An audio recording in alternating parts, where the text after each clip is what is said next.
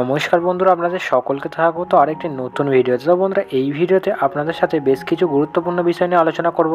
যেমনটা কি আজকের ম্যাচে মোহামেডান এফসি ও চেন্নাই সিটি এফসির মধ্যে যে ম্যাচ ছিল সেই ম্যাচ নিয়ে আপডেট দেবো। তার পাশাপাশি ইস্টবেঙ্গল ও মোহনবাগান দলকে নিয়ে বেশ কিছু আপডেট দেওয়া রয়েছে। তার আগে বন্ধুরা, চ্যানেল যদি আপনারা নতুন এসে থাকেন তাহলে চ্যানেলটিকে সাবস্ক্রাইব করে অবশ্যই ভিডিওটিতে একটি লাইক করে দেবেন। তো বন্ধুরা, এবার বেশি কথা না বাড়িয়ে ভিডিওটি শুরু করা যাক। তো বন্ধুরা, প্রথম আপডেটটি দিয়ে দিই আপনাদেরকে মোহামেডান এফসিকে নিয়ে। তো বন্ধুরা, আজকের ম্যাচ নিয়ে যদি আমরা বলি তাহলে চেন্নাই সিটি এফসি তাদের ঘরের মাঠে খেলতে নেমেছিল ও মোহামেডান এফসি তারা কিন্তু আইএসএলের প্রথম অ্যাওয়ে ম্যাচ খেলতে নেমেছিল। তো সেই মতো চেন্নাই সিটি এফসি তারা কিন্তু তাদের ঘরের মাঠে দাপট দেখাতে শুরু করে, একের পর অ্যাটাক করতে থাকে প্রথম হাফে। তবে কোনোভাবেই গোলের মুখ খুলতে পারে চেন্নাই সিটি এফসি। তবে চেন্নাই সিটি এফসি তাদের ডিফেন্সিভ ল্যাপসের কারণে যেখানে ব্যাকহেড করে গোলকিপারকে, তবে সেই ব্যাকহেড গোলকির আগে পৌঁছানোর আগেই সেই বল স্ন্যাচ করে নিয়ে গিয়ে চলে যায় অ্যালেক্সিস গোমেজ। সেখান থেকে কিন্তু একটা সহজ সুযোগ তৈরি হয়ে গেছিলো গোল করা, তবে সেই বলটি গিয়ে পোস্টে লাগে।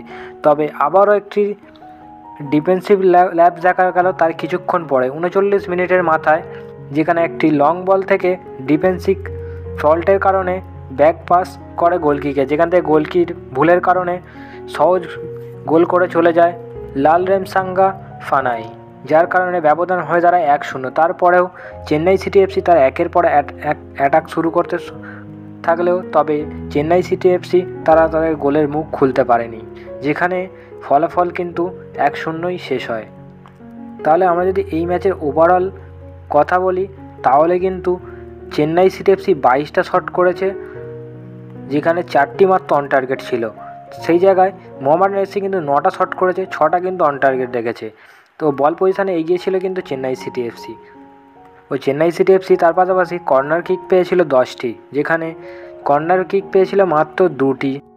তো সেই মতো দেখেই বোঝা যাচ্ছে যে চেন্নাই সিটি এফসি কিন্তু ভালোই ফুটবল খেলেছে। তবে কাউন্টার অ্যাটাকে একটা ডিফেন্সিভ ফল্টের জন্য কিন্তু আজ চেন্নাই সিটি এফসিকে হারতে হলো। ও তার পাশাপাশি মোহামেডান এফসি তারা কিন্তু তাদের আইএসএলের প্রথম অ্যাওয়ে ম্যাচের জয় কিন্তু ছিনিয়ে নিল। তো সেই জায়গায় 3 ম্যাচে 4 পয়েন্ট নিয়ে পঞ্চম স্থানে রয়েছে মোহামেডান এফসি। এবার আসি বন্ধুরা ইস্টবেঙ্গল দলকে নিয়ে যে খারাপ খবরটি উঠে আসছে, আসন্ন আইএসএল ম্যাচ থেকে খেলতে পারবে না দিমিত্রিয়াস ডামান্টাকোস। জানা গিয়েছে যে ইস্টবেঙ্গল দলে প্রথম 11 সাজাতে গিয়ে কার্যকর হিমশিম খাচ্ছে কিন্তু ইস্টবেঙ্গলের কোচ। ইতিমধ্যেই কিন্তু বড় ধাক্কা খেয়েছে ইস্টবেঙ্গল দল, যেমনটা কি শোনা যাচ্ছে ডেঙ্গুর কবলে পড়তে হয়েছে দলের স্প্যানিশ তারকা সাউল ক্রেসপো। তবে তার অনুপস্থিতি মাঝমাঠ নিয়ে যথেষ্ট চাপে থাকবে ময়দানের এই প্রধানকে। কিন্তু শোনা যাচ্ছে যে আবারও চোটের কবলে পড়েছেন যে গ্রিক ফুটবলার দিমিত্রিয়াস ডামান্টাকোস। হ্যাঁ, ঠিকই শুনেছেন। উল্লেখযোগ্য, গত কেরালা ম্যাচ খেলার সময় চোট পেয়েছিলেন এই তারকা। তবে গত ম্যাচ এফসি গোয়ার বিরুদ্ধে যে ম্যাচটি রয়েছে কালকে, তো সেই ম্যাচে কিন্তু অনিশ্চিত প্রায় দিমিত্রিয়াস। তো সেই মতো চাপে রয়েছে কিন্তু ইস্টবেঙ্গল কোচ। এবার যে বন্ধুরা লাস্ট আপডেটে আসবো আপনাদেরকে মোহনবাগান দলকে নিয়ে। তো বন্ধুরা, উৎসবের আমেজে মেতেছেন বাগানের 3 মূর্তি। মন কেটেছে কিন্তু ফুটবল প্রেমীদের।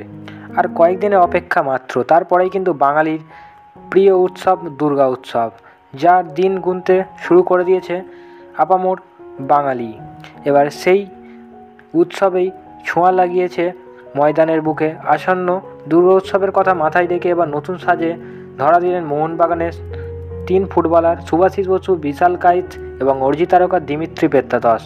বুধবার রাত থেকেই তাদের সেই ছবি ঘুরে বেড়াচ্ছে নেট মাধ্যমে, যা সহজেই নজর কেড়েছে বাংলার ফুটবল প্রেমীদের।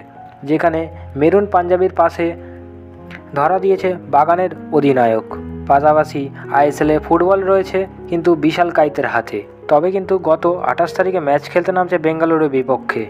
সেই ম্যাচটি জেতা খুব একটা সহজ না হলেও আত্মবিশ্বাসের সঙ্গে 3 পয়েন্ট পেতে চাইবে কিন্তু মলিনা। এখন সেদিকেই নজর রয়েছে সবুজ মেরুন সমর্থকদের। বর্তমানে 2 ম্যাচে 4 পয়েন্ট নিয়ে ইন্ডিয়ান সুপার লিগের পয়েন্টস টেবিলে 4 নম্বরে রয়েছে গতবারে আইএসএল শিল্ড জয়ী মোহনবাগান সুপার জায়েন্ট। অপরদিকে বেঙ্গালুরু এফসি তারা কিন্তু 6 পয়েন্ট নিয়ে টেবিলের দ্বিতীয় স্থানে রয়েছে বেঙ্গালুরু এফসি। এবার ঘরের মাঠেই থেকেই পুরো পয়েন্ট নিয়ে জয়ের ধারা অব্যাহত রাখার লড়াই করবে কিন্তু তারা। তাই পাশাপাশি ডুরান্ডে সেমিফাইনালে হারের বদলাও নিতে চাইবে বেঙ্গালুরু এফসি। সেই মতো কিছুটা সাবধানতা বজায় রেখেই খেলতে হতে পারে মোহনবাগানকে। তো বন্ধুরা, এগুলোই ছিল আজকের আপডেট। আশা করছি বন্ধুরা ভিডিওটা আপনাদের ভালো লেগেছে। তো বন্ধুরা, ভিডিওটিতে অবশ্যই একটি লাইক করে দেবেন। দেখা হচ্ছে বন্ধুরা পরবর্তী ভিডিওতে।